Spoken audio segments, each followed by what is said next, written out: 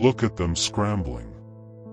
Look at them searching, swiping, interviewing, auditing, testing every single candidate like they're shopping for a knockoff version of a masterpiece they destroyed with their own hands. You gorgeous, irreplaceable, one-of-a-kind soul, welcome back. Or should I say, welcome to the front row seat of their absolute meltdown. Because if you're still here, still watching, still breathing after everything they put you through, then you already know what this is about. This is about the most beautiful torture of all. Watching people realize they broke something they can never ever fix. They can't buy it back. They can't rebuild it. They can't even come close. And it's eating them alive. Let's set the scene, shall we? They had you. They actually had you. Not just your time, not just your energy, but your loyalty, your authenticity, your unrepeatable essence. You showed up real, raw. No filters, no pretense, just pure uncut presence. You gave them the kind of connection people write songs about. The kind of energy that makes rooms feel warmer. The kind of loyalty that doesn't come with terms and conditions. And what did they do? They got comfortable. They got careless. They started treating you like a subscription service they could pause and resume whenever it suited their schedule. They thought you were replaceable, like some generic product on an endless shelf. They thought, if this one leaves, we'll just find another one. And oh, they tried. But here's what they didn't account for. Here's the variable that shattered their entire equation. You weren't a role. You weren't a placeholder. You weren't some factory-made replica stamped out of a universal mold. You were a limited edition. No, scratch that. You were the only edition. The prototype, the original, the one they'll spend the rest of their lives trying to replicate and failing so spectacularly it'll become a case study in cosmic regret. Because every single replacement they've dragged into your spot, every single substitute they've tried to convince themselves is just as good or even better has crumbled under the weight of comparison. Not because those people are worthless, but because they're not you. And that's the one thing they can't engineer, can't train, can't manufacture. You. They tried the upgraded model first, didn't they? Someone flashier, louder, more credentials, more polish, more everything they convinced themselves you lacked. They paraded this person around like a trophy, like proof that they made the right choice, letting you go. They smiled wider in pictures. They posted more. They talked about new energy and fresh perspectives, like they were tech bloggers reviewing the latest gadget. But behind closed doors, behind closed doors, the cracks started showing immediately because this new person didn't read the room the way you did. Didn't anticipate needs before they were spoken. Didn't carry that inexplicable intuition that made everything just work. This replacement had all the specs on paper, but none of the soul in practice. And they noticed. Oh, they noticed. But pride is a wicked thing. So they smiled through it. They pretended everything was better. They lied to themselves in HD resolution. Then came replacement number 2. The safe choice. The one who wouldn't challenge them, wouldn't outshine them, wouldn't make them feel anything too intense. Just a warm body to fill the space, to check the boxes, to exist without threatening their fragile egos. And you know what happened? Boredom. Soul-crushing, spirit-draining boredom because you brought fire and they tried to replace it with a nightlight. You brought depth and they settled for a puddle. You brought the kind of presence that made ordinary moments feel significant. And now every moment feels like waiting in line at the DMV. They realized something horrifying. They didn't just want someone in that role. They wanted the feeling you gave them, the safety, the challenge, the growth, the realness. And this person, bless them, just didn't have it. Not their fault. They're just not you. And that's the whole problem. So, they cycled through a few more, didn't they? Each one lasting a little less time than the last. Each one exposing a new thing they took for granted about you. One couldn't handle pressure the way you did. Another couldn't connect with people the way you did. Another had the skills but not the heart. Another had the heart but not the backbone.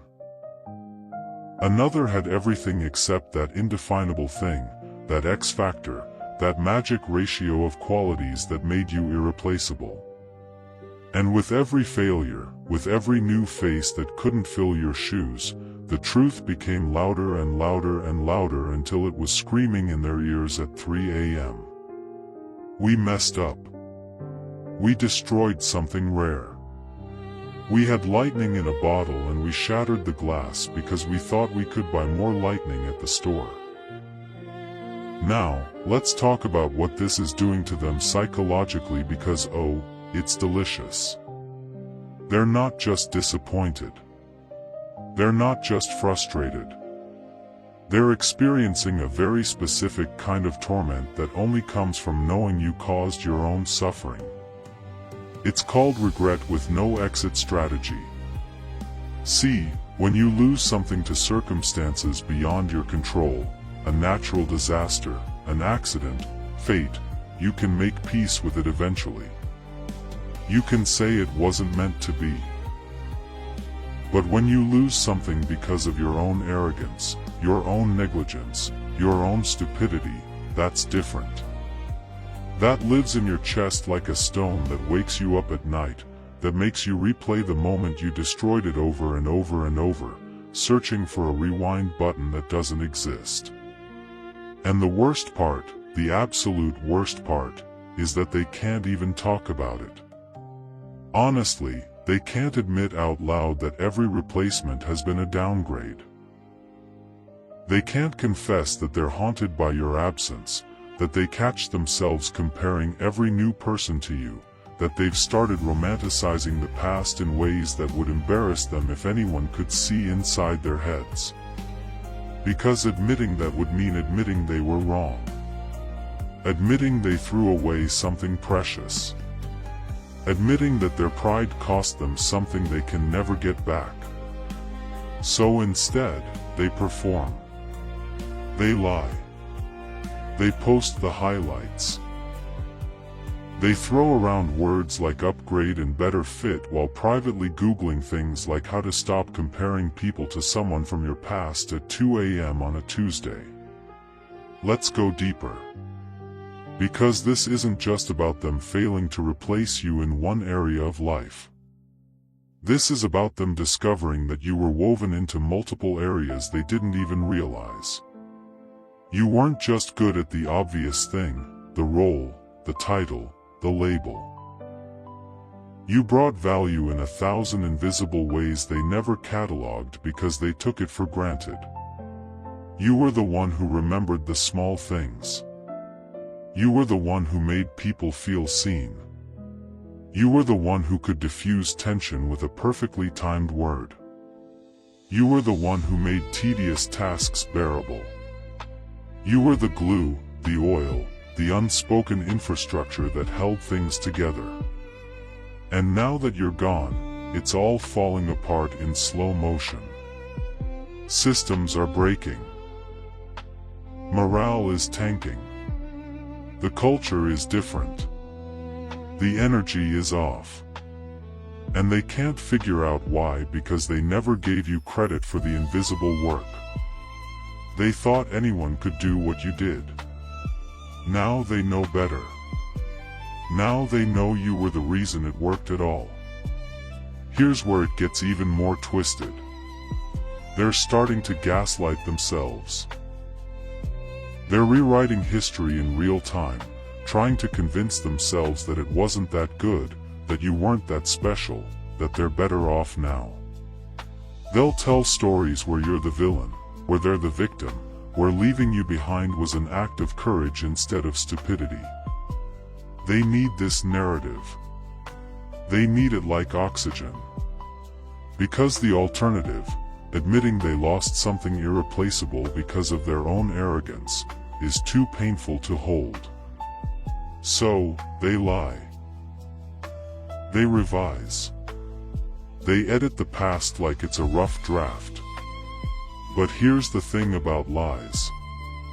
They require maintenance. And late at night, when the performance is over and they're alone with their thoughts, the truth comes back. It always comes back. You were real. You were rare. And they destroyed it. Now, let's address the replacement's perspective for a second, because honestly, they're victims too. Imagine being brought in as a substitute for someone you've never met. Someone whose shadow is 10 feet tall. Someone who's been elevated to mythical status in everyone's minds. You're set up to fail from day one. Every mistake you make gets compared to the flawless memory of someone who's no longer there to make mistakes.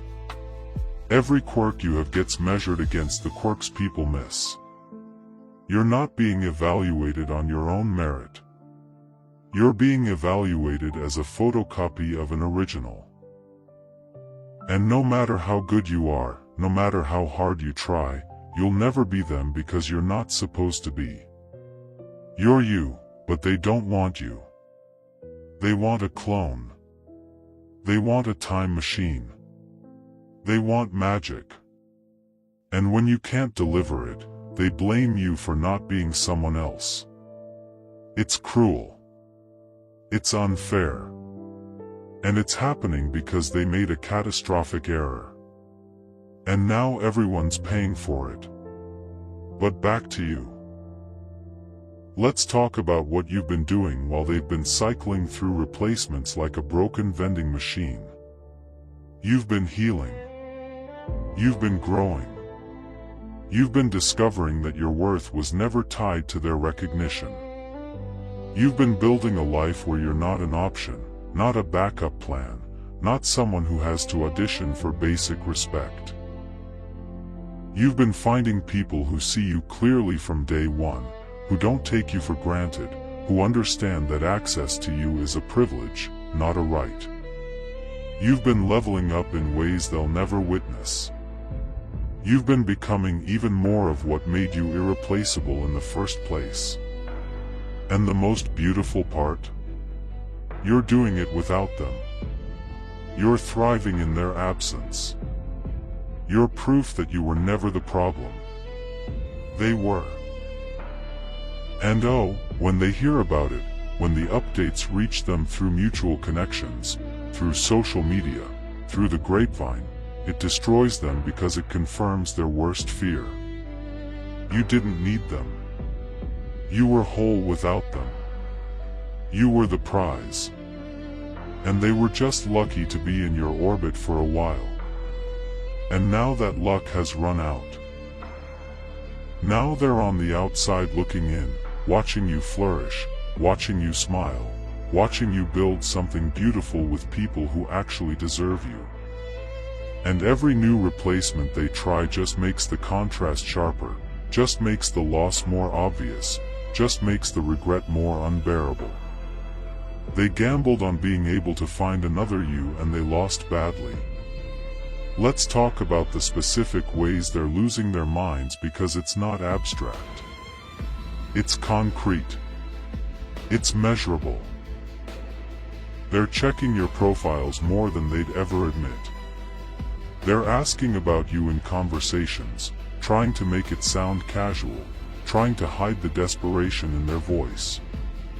They're comparing every new person to you out loud, then catching themselves and backtracking. They're having full arguments in their heads where they defend their decision to let you go. Arguments they can never win because the evidence is against them. They're experiencing phantom pain. Missing things about you they didn't even know they valued until they were gone. Your laugh, your perspective, the way you made them feel capable. The way you believed in them even when they didn't believe in themselves. All gone. Replaced by people who do the job but don't do the magic. Here's the kicker. Some of them are starting to reach out, aren't they? Subtle at first. A like here, a comment there, a "Hey, how have you been" message that reeks of motive. They're testing the waters. They're wondering if maybe, just maybe, there's a chance to undo this, to get back what they lost, to see if you're still available, still interested, still willing to be in their life. And this is where you have all the power because you know something they're just starting to realize. They don't deserve a second chance. They had you at your most loyal, your most genuine, your most present, and they treated it like it was disposable.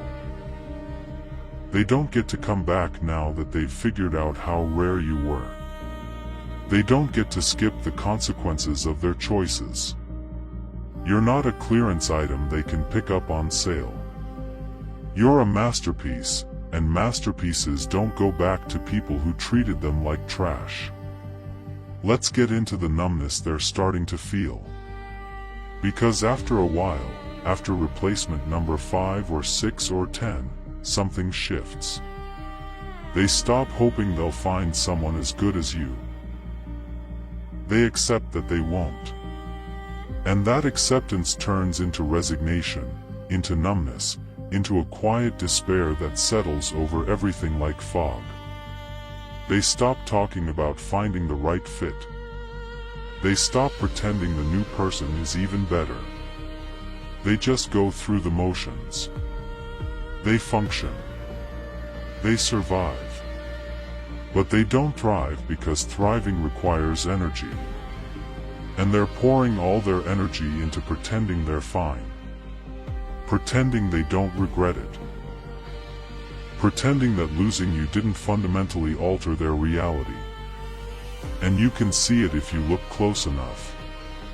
The light in their eyes is dimmer. The enthusiasm is forced. The joy is performative.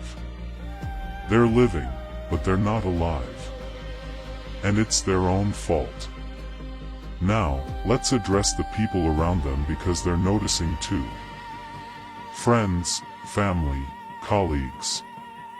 They're watching this pattern. They're seeing the revolving door of replacements. They're hearing the complaints, the comparisons, the barely concealed regret. And some of them are thinking what they're too polite to say out loud.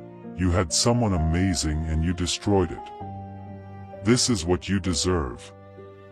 Because people aren't stupid. They can see when someone's chasing a ghost. They can see when someone's trying to recreate a connection that only existed once. They can see the desperation masked as optimism. And it's uncomfortable to watch.